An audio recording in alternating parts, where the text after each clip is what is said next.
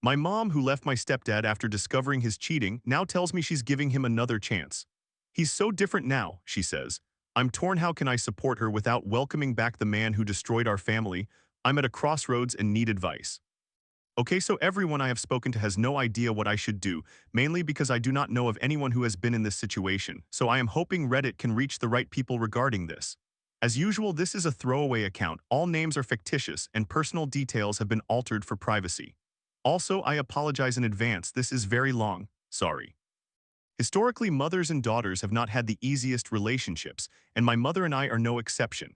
I can confidently say that we have never been particularly close.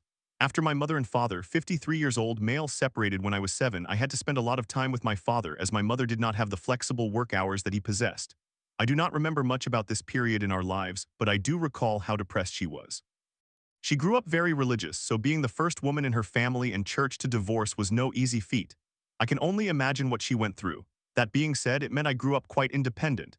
I remember being able to care for myself, my older brother, who is currently 24 years old, male, the pets, and the entire house if necessary. This was not a constant situation, but was not entirely rare. I did not mind it at the time. However, it meant that I did not really connect with her as I did with my father. All of this background is relevant, I assure you. Fast forward to high school when she introduced me to Brian, 51 years old male, whom she married when I was in year 10, 15 years old. Both of my parents have remarried, and I honestly could not have envisioned surviving my teenage years without them. Step-parents are often portrayed as cunning or evil, but having my stepmother has been life-changing. We understand each other much better and share numerous similarities even in appearance. I have always sensed that my mother was a little envious of this, but she did her best to hide it and we do not discuss it. I know it is no one's fault, so bringing it up would simply be unkind. I began to address my own issues, and like most teenage girls, I started to experience tensions with my mother. I will give my younger self some credit.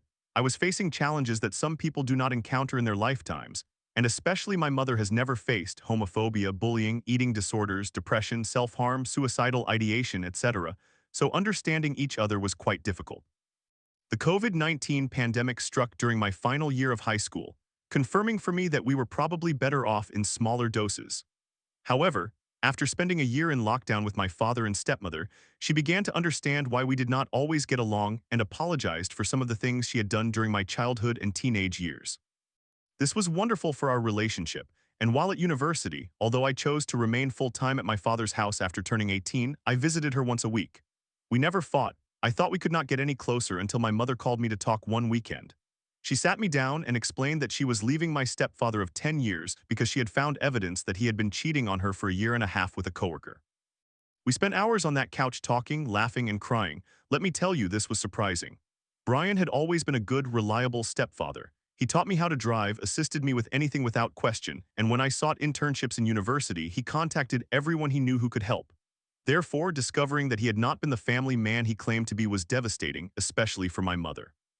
If the first divorce was challenging, I could not imagine how she felt about her second. However, to be honest, her attitude about everything brought us closer together. She was excited about trading the large, cold, half-renovated house for a small apartment in the city that had enough room for sleepovers and was within walking distance of bars and clubs. She set goals to learn a new language, take cooking or dance classes, travel, and ultimately be free. As someone who is not only very independent but also a significant introvert who enjoys solo travel, I was thrilled for her, especially because she was so excited about everything, and I was happy we finally had something in common. The decision to leave Brian continued to be affirmed as she saw him through lawyers and realtors. From every interaction she shared with me, it seemed he truly turned out to be a scummy man at his core, despite being a good liar. So you can imagine my surprise when, during my weekly visit, she informed me that he had moved back into the house. She claimed that due to the half-renovated state of the house, he needed to finish before they put it up for sale. Brian is in trades. Personally, I was a bit confused as to why he needed to stay in the house to accomplish this, but I reasoned that she is an adult, and he had the decency to find somewhere else to stay during our weekly visits, so I did not press the matter. However, each week during my visit, she spoke about him a concerning amount. For example, he is helping me with, he told me he is in therapy now. He seems quite regretful and guilty about it all. He asked about you today. I can understand why she would frequently mention him. I mean, if I had endured something similar, I think I would want to vent about him endlessly. However, it was the gradual warming up to him that made me uncomfortable. Still, she allowed me to keep my distance and did not push any boundaries. Finally, about 5 months after she had kicked him out, she confessed that she did not feel finished with the relationship, that he was so different now and that their relationship was better than it had ever been. She also revealed that I was the only person who knew and that she did not feel ready to tell anyone else just yet other than my brother. So I did my best to be delicate with her feelings, telling her that she was doing the right thing by following her heart, but I was honest about not understanding it. She agreed, saying that she did not understand it herself, and concluded the conversation by stating that they were going to be separated for a year anyway, that he was going to move to another state to live with his family, and that she was going ahead with a small apartment 20 minutes from the house. They would revisit the relationship in a year once they both had time to heal. I felt somewhat relieved and moved on. However, for the next month, it was Brian this and Brian that. I discovered that he was now living full-time at the house, had spent time with some extended family, and except for the vacant spots on their ring fingers, things sounded like they were back to normal. I was confused, and to be honest, disgusted. Brian had not only cheated on my mother for a year and a half with a woman he still works with, but without delving into details, he had also shaken up our entire extended family. Not to mention, he had torn apart our immediate family and abused our trust. Brian had 2 children the same age as my brother and me, and although things were a bit tense, I took some pride in having a large family, often describing us as resembling the Brady Bunch.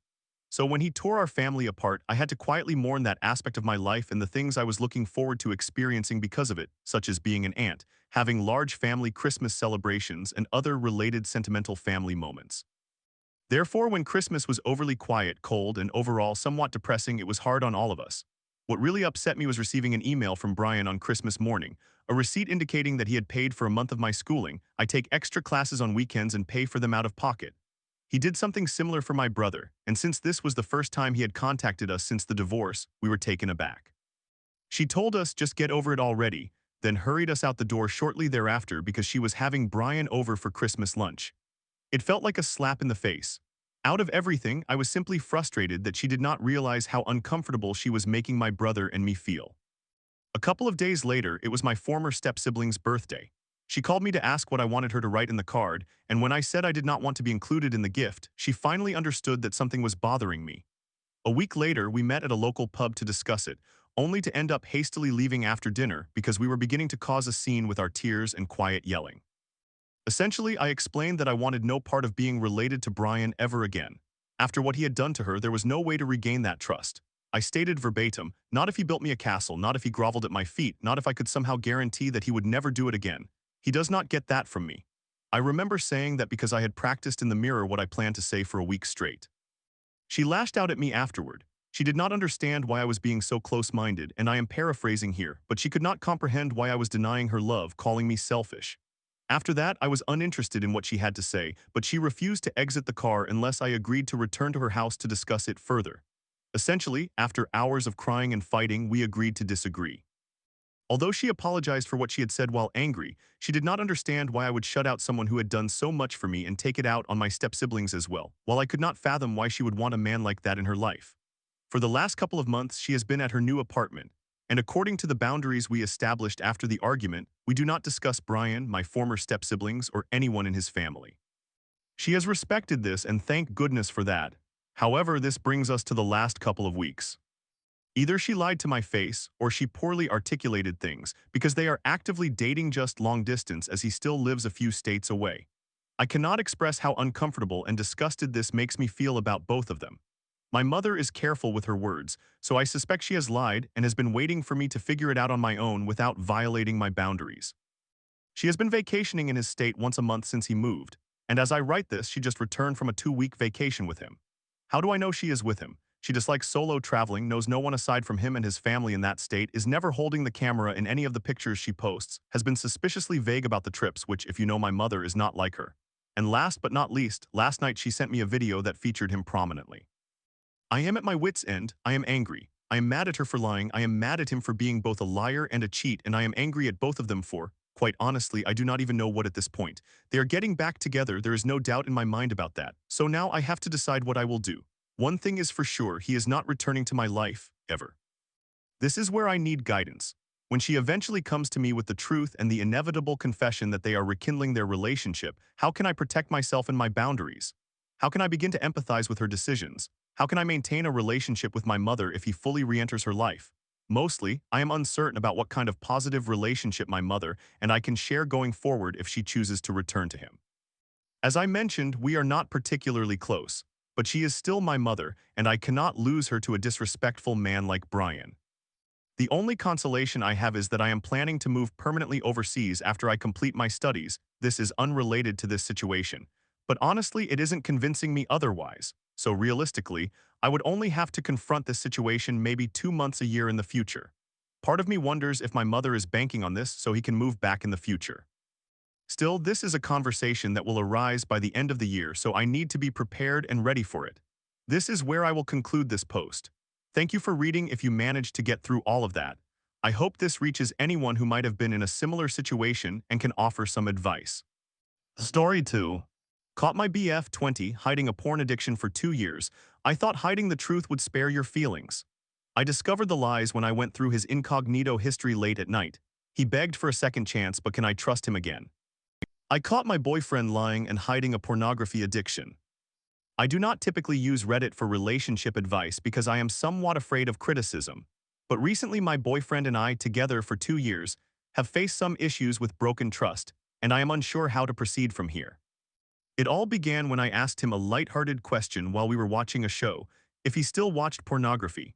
His response made him a bit anxious, so I asked again because the last time I inquired, he indicated that he no longer watched it. As I tend to be quite direct, I am sure I have asked him more than once throughout our relationship.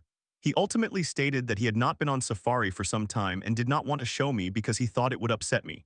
I insisted he tell me the truth, and when he showed me his incognito browser, I discovered some videos still remained. This revelation affected me deeply, as I had previously made it clear during our first year together that I was uncomfortable with him following Instagram models. He had agreed to unfollow them, and he understood my stance on pornography and sex work since it can often be very exploitative. He maintained that he had not watched pornography since the middle of last year, and despite believing him, I had a lingering suspicion while he was asleep, prompting me to check his phone. I acknowledge it was wrong and I should not have done it, but it ultimately clarified the situation for me. I accessed his browser by adding my Face ID to his phone, and while looking through incognito mode, I found out that he was also using Reddit. However, the dates on Reddit were much more recent than the middle of last year. For example, 12 days ago, 17 days ago, and 21 days ago. I cannot express the emotions I felt upon scrolling through his history to discover he was still watching pornography. I genuinely burst into tears at 3 a.m. with him sleeping beside me, feeling utterly lost about how to proceed. The following day, we had a sort of heart-to-heart conversation where he apologized profusely, expressing how incredibly sorry he was that what I saw in the browser upset me. Even though I had seen his phone the previous night, I asked him to show it to me again, unbeknownst to him that I had already gone through it, and I discovered that he had deleted everything. His Reddit history was completely wiped, and only safe-for-work content remained. I inquired about why his history was cleared, and he said it had either been deleted or that he had deleted it. I cannot recall, sorry. At that point, it was all erased. I should have just admitted I knew what I had seen, but for some reason I somewhat believed him. I thought he might have shared the account or something, convincing myself it could not possibly be him. The justification for believing him stemmed from his repeated apologies, and this was the first time he cried in our relationship. I know it sounds silly, but it moved me. Despite having evidence on my phone, I considered it might have been his brother's account or something, which indicated my denial at that moment. When I saw him again 2 weeks later, I invited him over so we could talk. My plan was to reveal the truth gradually to see how much he would continue to lie. I knew the reality, I just wanted him to admit it. We wandered around for a bit, but I lacked the courage to initiate the conversation, so I suggested we go home. I then received a call from him while he was in my local park crying. I hurried to bring him water and food, and we sat on a bench and talked.